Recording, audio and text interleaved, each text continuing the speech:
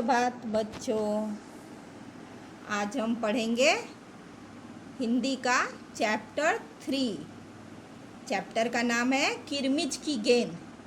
किरमिच means आप लोग जानते हो, किरमिच मीन्स मोटा कपड़ा, वेलवेट जैसा कपड़ा। तो चलिए शुरू करते हैं कहानी।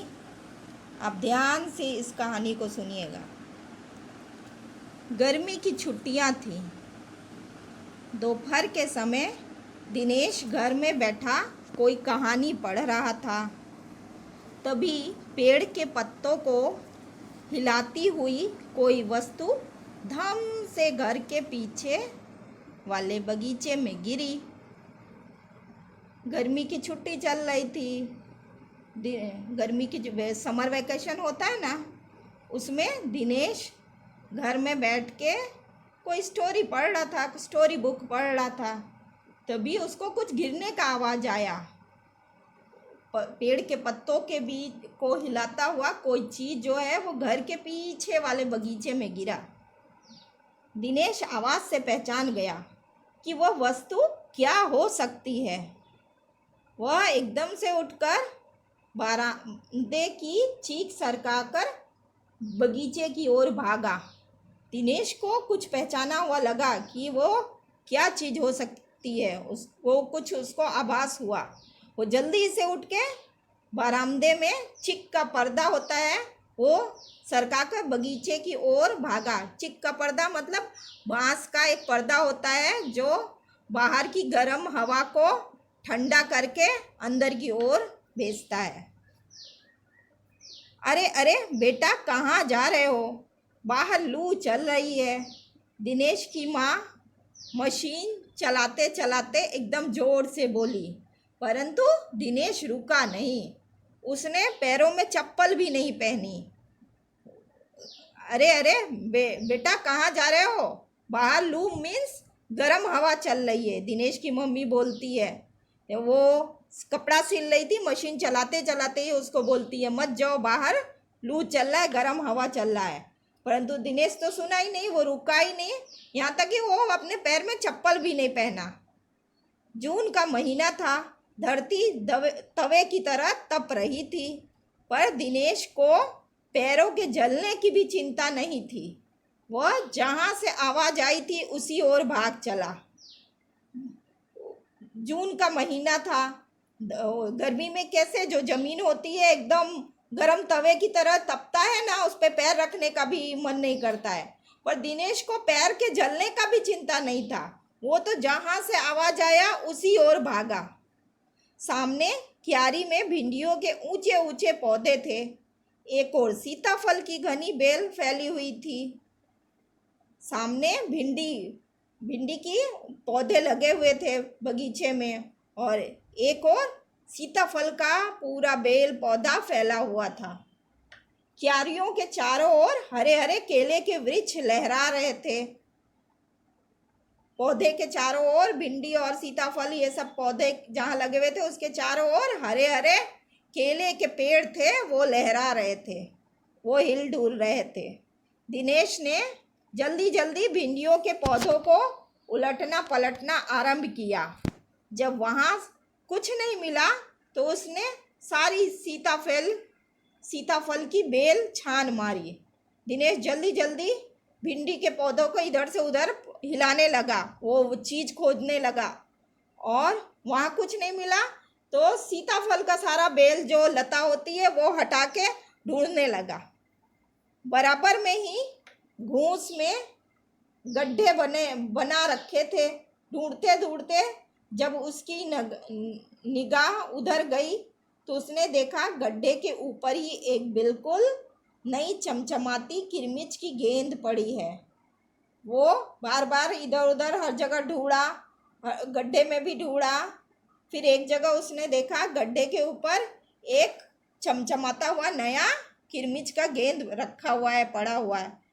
दिनेश ने हाथ बढ़ाकर गेंद उठा ली। लगता था जैसे किसी ने उसे आज ही बाजार से खरीदा है। दिनेश तुरंत उस गेंद को उठा लिया, और वो गेंद एकदम नया लगता था, जैसे लगता था आज ही कोई बाजार से उसको खरीद के लाया है। उसने उसे उलट पुलट कर देखा, परंतु कुछ भी समझ में नहीं आया। नज़र उठाकर उसने पास की तिमंजिली इमारत की ओर देखा कि हो सकता है किसी बच्चे ने इसे ऊपर से फेंका हो, परंतु उस इमारत के इस ओर खुलने वाले सभी दरवाजे और खिड़कियां बंद थे। छत की मुंडेर से लेकर नीचे तक तेज धूप चिलचिला रही थी। दिनेश ने उलट पुलट कर चारों ओर देखा, पर उसको समझ में नहीं आया। वो पास में अपना आँख उठाया, नज़र उठाया और पास में उसके घर के पास जो 3 मंजिला बिल्डिंग खड़ा था उसकी ओर देखा कि क्या पता कोई बच्चा ऊपर से गेंद फेंक दिया हो। पर उस बिल्डिंग के अंदर जो दरवाजे थे, उसके बगीचे की ओर खुलने वाले सभी दरवाजे और खिड़की बंद थे। छत में जो थे, छत के ऊपर भी तेज धूप चिलचिला रहा था, इसलिए कोई नहीं था वहाँ पे। फिर कौन खरीद सकता है नई गेंद? दिनेश ने सुधीर, अनिल, अरविंद, आनंद, दीपक सभी के नाम मन में दोहराए। यदि गेंद खरीदी भी है तो इस दोपहरी में इसे नीचे कौन फेंकेगा? दिनेश वो नया गेंद पाके सोचने लगा कि ये गेंद किसका होगा। सुधीर का होगा, अनिल का, अरविंद का, आनंद का, दीपक का, सबका नाम मन में दोहराने लगा। अगर उन्होंने ये नया गेंद खरीदा भी होगा तो इस गर्मी में दोपहर में कौन इसको नीचे फेंकेगा भला? हो ना हो यह गेंद बाहर से ही आई है। उसने सड़क पर बने गोल चक्कर के बगीचे की ओर देखा, परंतु वहाँ पर केवल 2-4 गाय ही दिखाई पड़ी जो पेड़ों के नीचे सुस्ता रही थी। दिनेश सोचा कि ये गेंद कुछ न जरूर कहीं बाहर से आई हुई है, किसी की है नहीं, वो कोई बाहर से आ गया है गेंद। उसने वो देखा कि सड़क पे के पास वाले बगीचे में, जो गोल चक्कर वाला बगीचा है, वहाँ पे कोई है तो नहीं जो गेंद खेला हो, जिसका गेंद यहाँ आ गया हो। पर वहाँ पे भी कोई नहीं था। 2-4 गाय थी जो गर्मी के कारण पेड़ के नीचे आराम कर रही थी। उसे ध्यान आया कि जाने कितनी बार मोहल्ले के बच्चों की गेंदें क्रिकेट खेलते हुए दूर चली गई और फिर कभी नहीं मिली। एक बार तो एक गेंद एक चलते हुए ट्रक में भी जा पड़ी थी। उसको याद आया दिनेश को कि कितनी बार मोहल्ले के बच्चों के साथ जब क्रिकेट खेलते थे तो गेंद खो जाती थी और कभी नहीं मिलती थी। एक बार तो एक गेंद जो है पास से गुजरते हुए ट्रक में जाके गिर गई और वो ट्रक के साथ आगे बढ़ गई। तभी भीतर से माँ की आवाज़ आई, अरे दिनेश, तू सुनेगा नहीं? सब अपने अपने घरों में सो रहे हैं और तू धूप में घूम रहा है। तभी घर के अंदर से उसकी मम्मी की आवाज़ आई, बोल रही थी, अरे दिनेश, तुम सुनते क्यों नहीं हो? सब कोई आराम से अपने घरों में सो रहा है और तुम जो हो वो धूप में घूम रहे हो। दिनेश गेंद को हाथ में लिए हुए भीतर आ गया।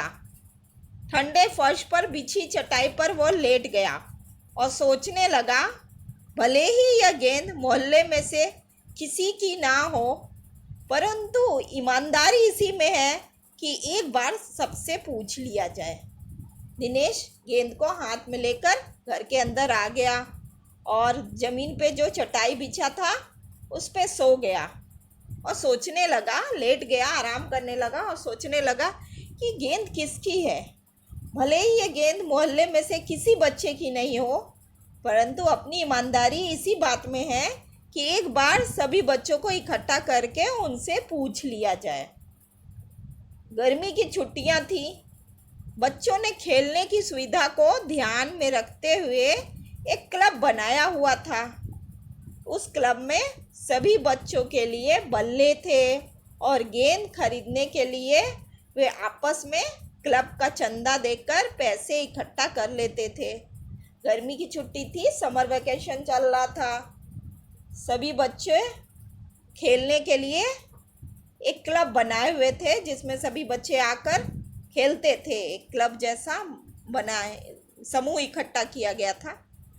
उस क्लब में सभी बच्चों के पास बल्ले थे, लेकिन गेंद खरीदने के लिए वे चंदा करके पैसे इकट्ठा कर लेते थे और उससे गेंद खरीदते थे। शाम को सारे बच्चे इकट्ठा हुए। दिनेश ने सभी से पूछा, मुझे एक गेंद मिली है, अगर तुम में से किसी की गेंद खो गई हो तो वो गेंद की पहचान बताकर गेंद मुझसे ले जा सकता है। शाम को सारे बच्चे खेलने के लिए इकट्ठा हुए। दिनेश ने सभी से पूछा कि सबको बताया कि एक गेंद मेरे बगीचे में आके गिरी थी, अगर तुम लोगों में से किसी की गेंद खो गई हो तो अपना गेंद की पहचान बताओ और मुझसे गेंद ले जाओ। तभी अनिल बोला, गेंद तो मेरी खो गई है। कब खोई थी तेरी गेंद? यही कोई 4 महीना पहले। तो वो गेंद तेरी नहीं है, दिनेश ने कहा। फिर वो मेरी होगी, सुधीर ने तुरंत उस पर अपना अधिकार जताते हुए कहा। वो कैसे? दिनेश ने पूछा। तू मुझे दिखा दे, गेंद दिखा दे, मैं अपनी निशानी बता दूंगा। तभी अनिल बोला, मेरा गेंद तो खो गया था, मेरा ही गेंद होगा जरूर। तो दिनेश पूछता है, कब तुम्हारा गेंद खोया था? अनिल बोलता है कि 4 महीना पहले। दिनेश बोलता तब तो वो गेंद तुम्हारा नहीं है, क्योंकि गेंद तो आज मेरे को मिला है। फिर सुधीर बोलने लगता है कि नहीं नहीं, तब वो मेरा गेंद होगा। दिनेश पूछता है, वो कैसे? तो वो बोलता है कि तुम अपना गेंद दिखा दो और हम तब निशानी बताएंगे।